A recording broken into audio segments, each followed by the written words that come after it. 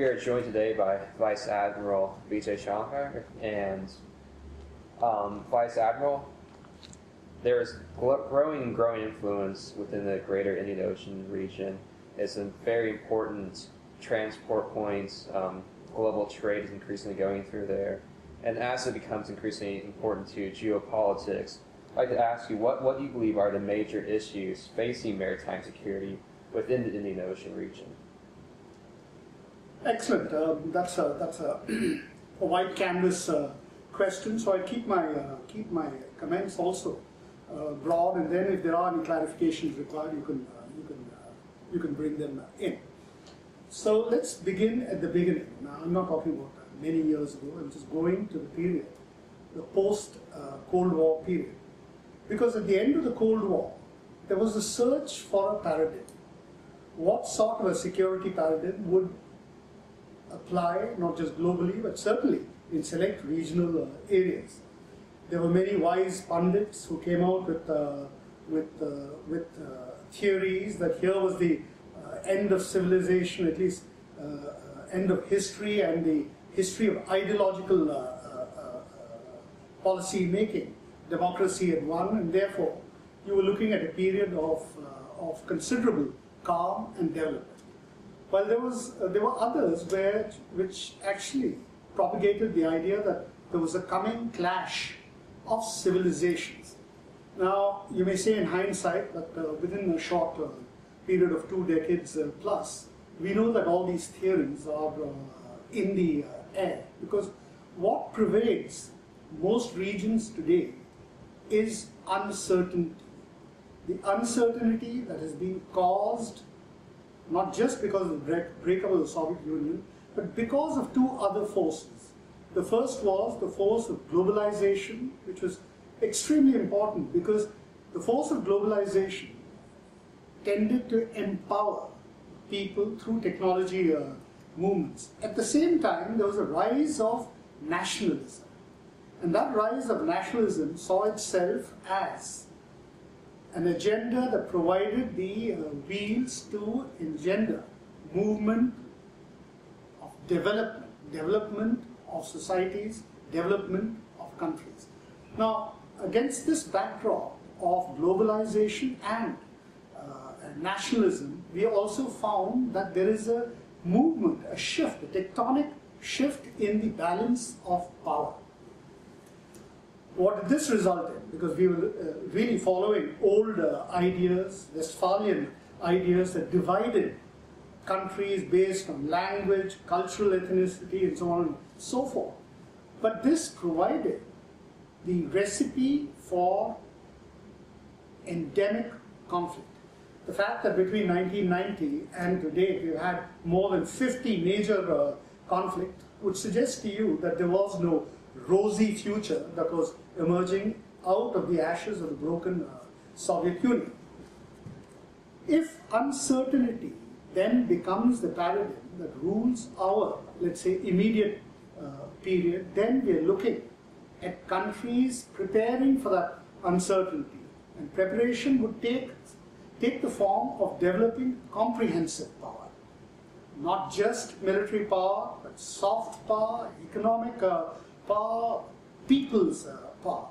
For remember that one change that occurs in the 90s and then beyond is that the world is now wearing, I shudder to say the word mask, but certainly is wearing a face that is driven by the face of a Julian Assange, the voice which are extreme at one end of the spectrum, reminiscent of Osama bin Laden, and at the other end of the spectrum is a voice that comes from people like Khalil Gibran and from my own country's Mahatma Gandhi. Between these two, there has to be a compromise. And if there has to be a compromise, there has to be a compromise that is assured through power that targets stability in regions. Now, the multipolar that has developed in the world itself brings with it a certain amount of, should we say, credence given to brute military power. At the same time, there is a tyranny of economics that has been unleashed by globalization. And this tyranny of economics has led countries to try and garner and corner resources that fuel this development. At the same time, there is also the problem of power coming down to the people. Now, when power comes down to the people, what are we talking about? India has recently experimented with one form, at least one state has, of participative democracy. Today, technology provides a wherewithal. And if participative democracy is to come in, we noted that the Aam Aadmi Party, which came up with which aroused so many expectations of people in the state of Delhi, collapsed within 49 days and more because of the stresses that existed within the idea itself. So if at all stability has to be brought in uncertain times, it has to be backed by power. This apparently is a paradigm that I would like to pass on to the viewers. If there are uncertain conditions, then those conditions have to be nullified or neutralized by power in all its forms. Now let's shift focus to the Indian Ocean region, because that is our area of study. Now the Indian Ocean region today, if we take the example of just China and India, 40% of all container traffic in the world is passing through this area. An equal percentage of energy products are transiting this area. There is, while the figures are not known to me, but there is an equal amount of movement of personnel, material, and ideas which can't quite be quantified. And that is the situation we are looking at in the Indian Ocean region. Enter a new power in the form of China. And as with any new power, as Machiavelli very famously mentioned, that if a new power is to be reckoned with and if its reputation has to be enhanced, it has to be done by changing the rule book.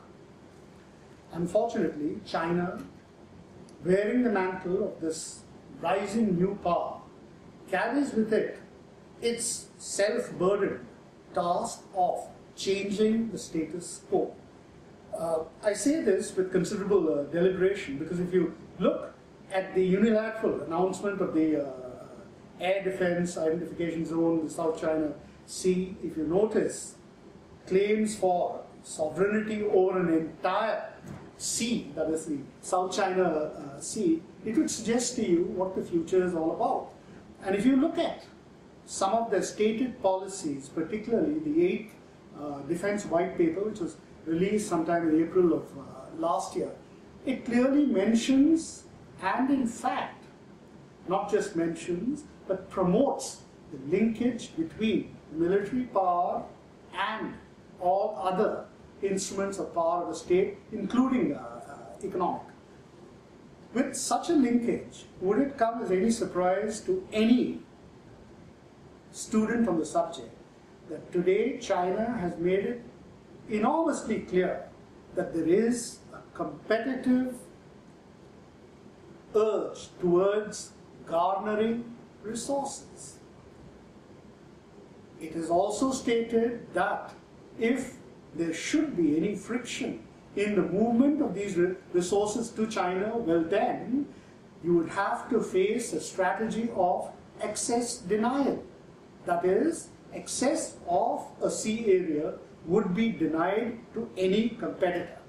Of course, all this depends on a definition of who the competitor is, but it does not take a pundit to tell you who they could possibly be. And if strategies of this nature are promoted and sponsored, then we are looking at a period of, if not conflict, certainly of great friction, a great amount of, should we say, self-motivated or selfish motivations towards development. This is nothing new. Any superpower that has ascended has always had this view, whether it was the colonial powers or even America in more recent times. That is, the rule book will be written by them. At a time when the world was divided into two power poles, it could possibly have resulted in some solutions that would bring about stability. But when you have the, should we say, the anarchy of the multipolar, if accepted practices, accepted rules are not formed, then we are looking at a situation where there would be considerable disharmony, considerable friction in the use of the Indian Ocean.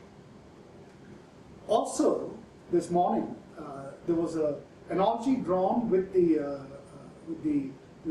novel called Gulliver's Travels, where the Lilliputians, who represented the minor or the people's empowerment and their ability to impact on even a superpower, we got this analogy that the only way that Gulliver could be kept in check was by these little Lilliputians who constrained him with tiny strings and nailed them down so that he couldn't move. Obviously, no power would accept it, would rebel against it, and that is the kind of situation that we are likely to see. If it is the multipolar, then alliances are bound to arise, new alliances, which bring about certain stability, if not a stability caused by the horrors of war, but certainly a stability that is kept in equilibrium by the nature and the weight of power. Returning to your discussion about how we're kind of developing more of a multipolar world within the Indian Ocean and the regional alliances is starting to form, what do you think can be done to ensure that this doesn't increase conflict, but rather introduces more stability into the region? I think the answers can be found in only one tack, by moving towards one goal, or striking an orientation that promotes cooperative security. Unfortunately, the urge in China is not for cooperation in matters security, as we've seen in the South China Sea and the East China, and very shortly will be witnessed to in the Indian Ocean. At which time, you go back to those age-old phrases of bringing about a balance in comprehensive national